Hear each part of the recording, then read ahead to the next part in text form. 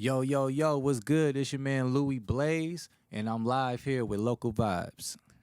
Thank you so much for coming in. How are you feeling after that amazing performance? I feel liberated. Yo, I feel amazing. How you feeling?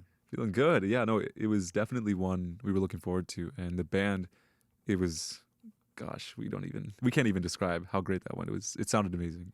Thank you, thank you. Yeah. But before we kind of get into what you're doing now, I kind of would like to learn a little bit about where you've been, right? So before you became a musician, a mentor, and an activist, you were a student and enrolled in St. Paul's High School for Recording Arts. Correct. So what was your experience growing up in this environment, and how did this influence your decision to become a rapper? Oh yeah. Well, the way I grew up was a single parent household. Not too much male role model guidance in my life, right? And then also like kind of like limited possibilities of what I can be to be successful. Like nobody ever sat me down and said you can be a teacher, you can be a doctor, you could be a mentor, you could be a business owner, right? My ideas of success was always limited to like either sports, entertainment, or I can be successful on the streets, right? Just from my experience, and a lot of people that look like me, that's kind of the box that we thought in, and that some of us still think in today.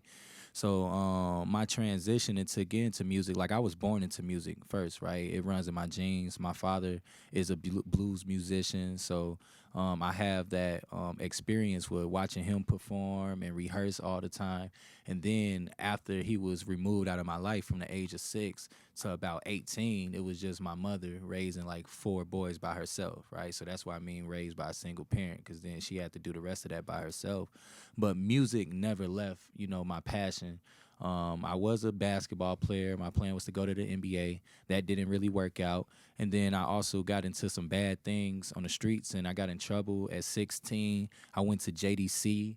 I was locked up, and then they put me on EJJ probation. It's called Extended Juvenile Jurisdiction, where you have to be on probation by the state up until the age of 21, right? So they put a lot of teenagers on that, and actually 50% of people actually failed EJJ and went to prison. I was a part of the 50% that actually got to pass it, and I'm very grateful for that. It's a blessing.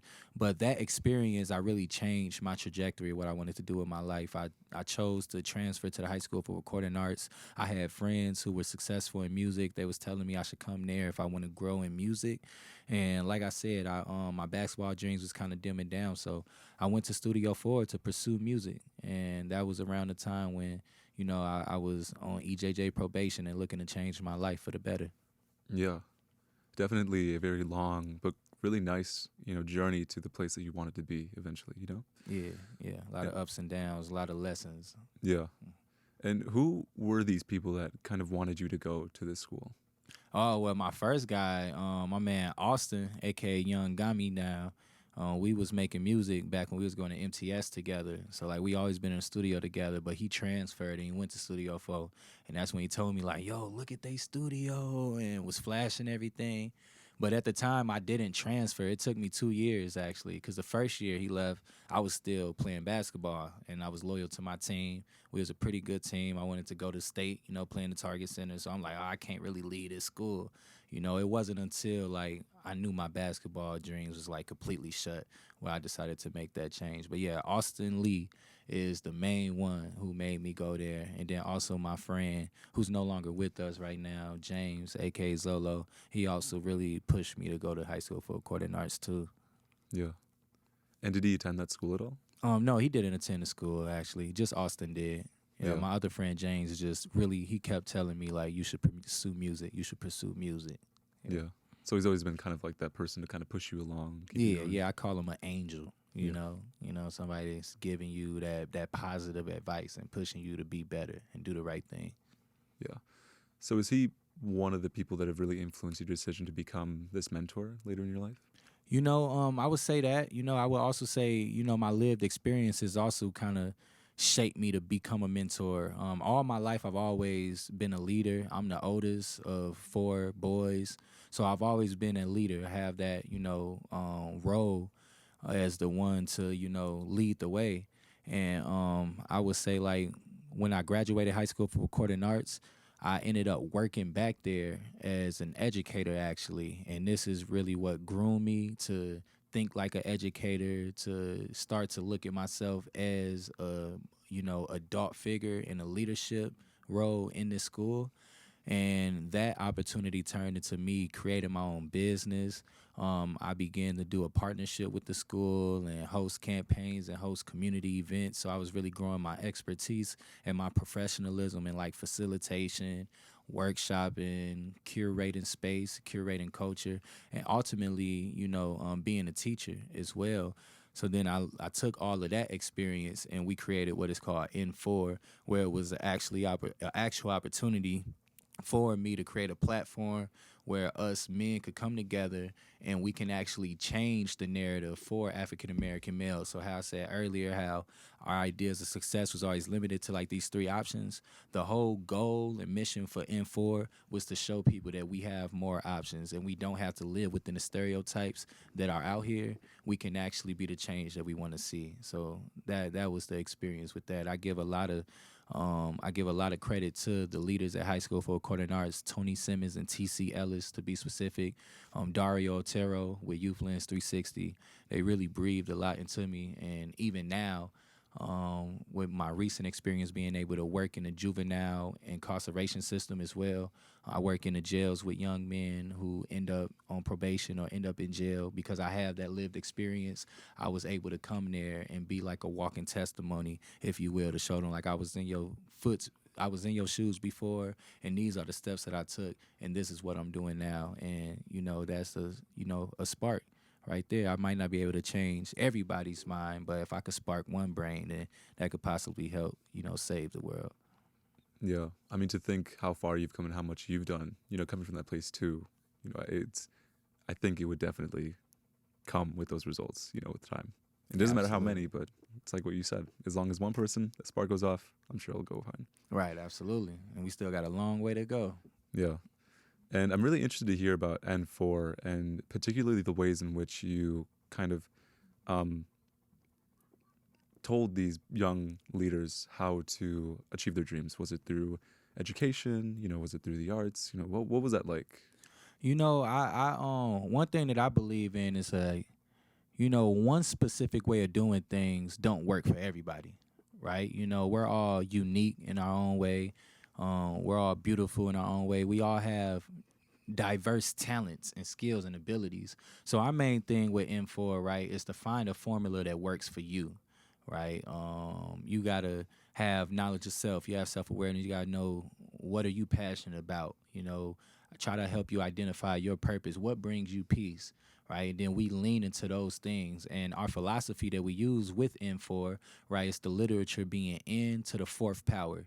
And these four powers are new mindsets, new media, new leadership, and new narratives. So with that, we would influence people to really take a second look at your mindset, analyze your thinking, analyze your negative thoughts that's coming. Where are they coming from, right? All of these things, and thinking before you doing things, right? And thinking about the consequences of your actions, and thinking about the way you eat, thinking about the way you feel, all of these things, right? Starts with the mind. And then new media, right? Media, that expression. What are the things that you in tune to? What is the music you listening to? What are the movies you watching, right? What are those artistical things that you're consuming and bringing a part of your space, because one thing that we also teach about is energy and the power of energy. Like when you listen to a sad song, you might feel sad, or you might, feel sad and listen to a sad song, right? Or if you're in a happy mood, you might want to listen to Happy by Pharrell, and same thing. So analyzing the media, what's being out in the media, right? How are we represented in the media, right? And wanting to change that narrative. And then new leadership, right? And this specifically spoke to those roles of leadership that we can be in. When we imagine new leadership, it's like, instead of being a drug dealer, I can actually like get into real estate or just get into business. I don't have to make money and sell these illegal substances that's also poison to the community. I can use this, brilliance that I have with taking a little bit of something and creating that and making more. So that type of new leadership, being able to see ourselves in political office even as black men, like Barack Obama was the first black man to be the president of the United States, right? So that type of new leadership. And then new narratives ultimately is getting to the other side of your story. Because one thing that we have to understand is that, like, as long as we're still alive, we have another day to be better. We have another chance, another opportunity. A lot of us, and when I say us, I'm speaking as black men specifically, because that's the mission for N4. We're stuck inside of our trauma. We're stuck inside of our drama. We're stuck in that story, right? If somebody done did us wrong, if we have mistakes and we're feeling ashamed about ourselves, we want people to understand that you don't have to be stuck in that pain forever. And with a community, right, when we come together and we heal together, we eat together, we build together, that can help us push to the other side where the grass is always greener. Yeah. Yeah, it's beautiful. It's really about breaking that cycle, Absolutely. Breaking that cycle, being the change that you want to see, not being a victim to your circumstances, but more so being victorious and creating your circumstance. Yeah, and as a man, mental health is a very taboo subject. It's not something that we feel as though that we can express. And was there any particular experience that you had gone through that made you really think about your own mental health and prioritize it in a way that other men don't do? Yeah, to be honest, everybody used to always talk to me about self-care and mental health and things of that nature.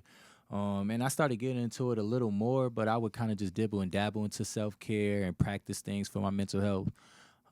It wasn't until I lost my mother, and this was just a few years ago, actually. I lost her in a terrible tragedy. And, it just shook my entire family and shook me the most because that was always my rock for my entire lifetime. So to be like in my early 20s and to lose my mother, I already lost my father years ago. So now I got no parents and I got, 4 little brothers to take care of. Life actually forced me, it coerced me to pause, right? And that's another thing that I teach within one of my books that I wrote, actually. But like, we teach that it's a moment where life will force you to pause. Like, if you don't do it yourself, you don't take initiative to heal yourself and take care of yourself and love yourself, then something might happen where, it's a huge freeze and interruption. And that for me was losing my mother. I had to prioritize my mental health in a totally different way. I had to look at the world in a different way. I started to question everything. And most importantly, I just started to, prioritize my self-love over anything else, because I literally couldn't afford to go out my way for other people. I literally just couldn't. I wasn't there mentally. I wasn't there emotionally. I wasn't there at all. I wasn't present. So I had no choice but to prioritize me. And I've been getting back into my healing, and now I'm able to, model this for others. But it's something that you got to go through for sure. And it's not just a one-time thing. It's a constant, journey, a constant process. How was that experience like, I guess, bringing this knowledge to N4? Are young leaders very receptive to this information? How do they react? Yeah, they're most definitely receptive because they go through it too. I think that's why my work has been so successful, is because, they say the truth hurt, but the truth shall set you free, right? So it's a little uncomfortable at first when you're on this journey to heal, when you're on a journey to make yourself better. It's uncomfortable. It's a lot of curiosity. You learn a lot of things, and it feel kind of weird almost because you're doing things that you've never done before, like yoga, or like, little stuff like that, stuff that, I never done before, or like a lot of my students that I've had never had experiences with. However, with a community of folks, you feel more encouraged, right? It was like, if he could do it, I can do it type deal. So it's really just modeling that and being transparent as well. I think that's another reason why people could be so receptive, is because they can trust me and what I say, because you get what you see type deal. The only time stuff don't be receptive is when like we haven't built that trust, or like we can't trust in what you saying because you showing us this, but then we seeing that over there, you know. So it's about really being true to who you are, having that integrity, having that transparency, and being open. You have to be vulnerable first when you're doing work with the youth and the next generation, because they already got people that are like left them, you know, and dealing with abandonment and all of that. So it's gonna be tough to crack through. But if you open up and you're vulnerable first, then that creates space for others to be vulnerable. Yeah. And have you had people in the past come to you and just share how much of an impact you've had on them? Oh, I have actually, and those moments are very sacred. They always remind me that the work is being done. Cause sometimes like you can get kind of, cloudy judgment, or kind of it just like sometimes I felt like maybe my lessons wasn't getting through, cause like I have some success, in the workshops or in the space when I'm working with people. Um, it's always a great vibe. It's always productive.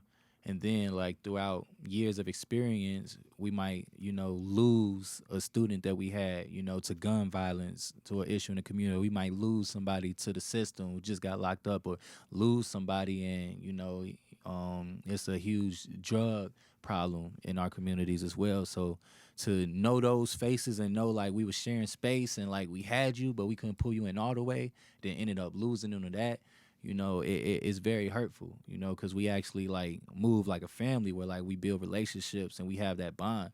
So it's like it's so many funerals I've been to, like outside of my own family.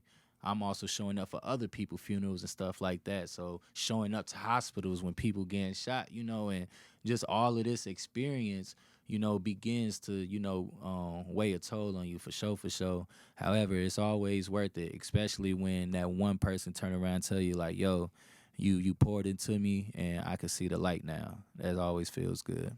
Yeah.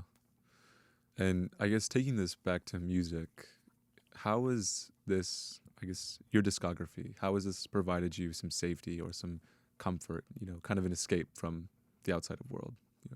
Oh yeah, I think music provides extreme safety. It's one of the things that I have in my life that I know, will never go anywhere.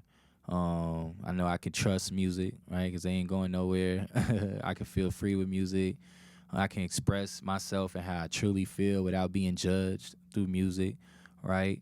And then when I'm able to take my thoughts and my ideas and articulate them in a way that people receive that and they receive healing from that and they get inspired by my words, that's really what keeps me going. That adds fuel to my fire. That pours back into my cup. Just seeing, I can be an inspiration for the next person. Yeah. And do you often try to bring these people into the studio, kind of watch you, sit back, see your process? I'm not close to it. I'm not closed off to a invite, like if somebody personally invite themselves, like yeah, come to the studio. When I go to the studio, I'm not inviting too many people. I like to get work done. Yeah. You invite people to the studio, you don't get no work done. Mhm. Yeah. That makes sense. Yeah, it's always beautiful though, because I also do audio engineering part time. So like a lot of people feel comfortable to come to me to record their first song. Actually, like I got numbers of artists who done came to me to record their very first song ever, and now they out doing really cool things, really dope things. So yeah, that's cool. Yeah. And for an artist to come into a studio for the first time, it's a very nerve-wracking experience. Yeah, I remember my first time. Yeah. And how do you break them out of that shell? Kind of invite them in, express themselves in that way? Oh yeah, for sure. I would just share my experience and teach them the ones and twos. First off, you gotta make sure the studio is set and the vibe is right, right. So we always make sure the vibe is right. But I let them know like in the studio, this is your home too. Mi casa su casa. Don't feel like you in my space. Like when you come here as an artist and you recording music, you're a part of the family now. Like this is our space, and just let them know that like you are the captain of this boat.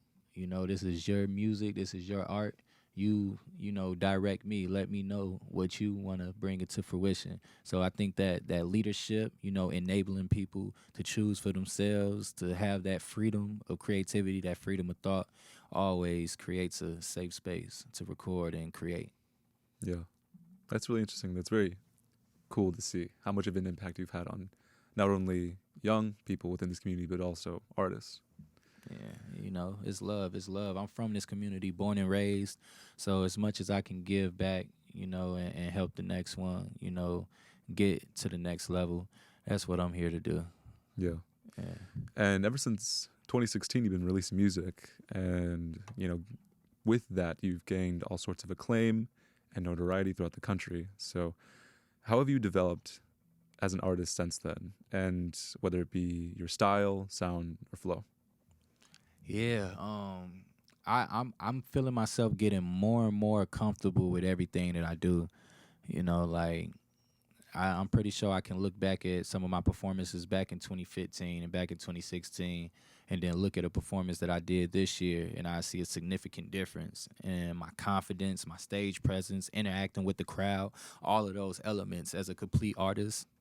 I feel like my imaging has developed as well, you know, and also just like really the maturity level when it comes to being a professional in this space, because now I'm grateful enough to, you know, be able to, you know, receive money and get paid to do what I love, right? And I think that's like everybody's like ultimate goal as well. Well, not everybody, but you know, most people, most artists, right? We want people to hear us, we want people to see us, and then, you know, eventually you want to be able to, you know, like to get paid and, you know, cover your bills and make this a living. And I'm in that transition where I'm like able to, you know, make this a living now. I can travel around. I can be outside. I can go somewhere and like multiple people are like, "Oh, yo, I know you. I know you." And once you start getting those kind of affirmations, like people are recognizing you, you getting paid to do what you love, it's really hard to not be grateful. You know, it's really hard to not be grateful. So I'm just extremely grateful and honored, and this is a privilege to be an artist in today's society. It's a privilege. Yeah. And I also like to learn about these performances that you've done, especially so with this Trap Right cipher that you've done Oh quite a while yeah. ago. How was that like? I was just on BS right there. I ain't gonna hold you, man. I just wanted to come and eat everybody up. Yeah. Like when it comes to ciphers, you know, cause I'm a hip hop kid. I'm a hip hop head, so I'm really for that. When, you know, like let's just put the beat on, let's come together and let's see who got it. Um, I'm not too much of a scripted person, I would say, you know. So Trap Right, I love Trap Right. I've always loved their platform. I'm inspired by, you know, the leader over there, Mr. Malik Elamine and his entire family, the Elamine family. They're amazing, a very legendary Northside family. But yeah, I was just geeked that, you know, he posted an opportunity for some rappers to rap to a beat, and he selected some artists. I was the ones that got selected, and I went to the cipher and I ate all them rappers up. You know, Yeah. shout out to the rappers though, but they ain't stand no chance in a cipher with me. I think I might have to stay away from ciphers, you know, for a minute, you know, until I get to like Double XL or the BT or something. Then maybe we can do a cipher, but I don't know. Yeah. It's not fair, man. It's not fair. It's not fair. Not fair. And who were some of those people in that cipher? I believe Juice was one of them. My too. brother Juice Lord was there. I love Juice. You know I'm always talking trash, but I love Juice. Yeah, Rashanti was there. Another good brother, Rashanti. Those my two favorite. I know Young Nook was up in that joint. A couple more cats, but you know, if I don't remember their name, then oops. And I guess with this sound, right? You know, you stated that "How to Rob" by 50 Cent is one of your favorite songs ever. Yes. But in addition to that, you know, you really like Ludacris and Funkadelic, and they played a really large role in the creation of your sound. So, Absolutely. what other artists have you drawn inspiration from or refer back to on a regular basis? Man, you just did some homework. You brought 50, Luda, and Funkadelic. Yeah, that's most definitely it right there. What one thing actually that a lot of people don't know is that I'm very inspired by like a lot of producers too, like people like Scott Storch and Pharrell. You know, that was like kind of behind the scenes making the music. Very, very inspired by them. I'm inspired by R&B. You know, I really love, I really love Michael Jackson growing up. You know, like old school R&B, groovy type tracks, right? And then like, you know, I'm just like a gumbo pot because I'm a mixture of like everything. Yeah. No exaggeration, right? Because I could rap very, very fast too, and like do that Midwest chopper style, and that was inspired by like Twista and Tech Nine and Busta Rhymes, you know. And then also Eminem was always one of my favorite rappers growing up too, just because of how transparent he was. He was a great storyteller, great rhymer, you know. So, yeah, I'm you know, I just love music as a whole and seeing the evolution, you know, from hip hop, but also like the different sounds and how we could blend sounds, create new sounds, all of that. You know, it just puts me at a different level, a different frequency with it because I feel it all. Yeah. And who are more of these producers that you look up to a lot, like Dilla, Pharrell? You know, what are some other people? Oh yeah, for sure. Scott Storch, Pharrell.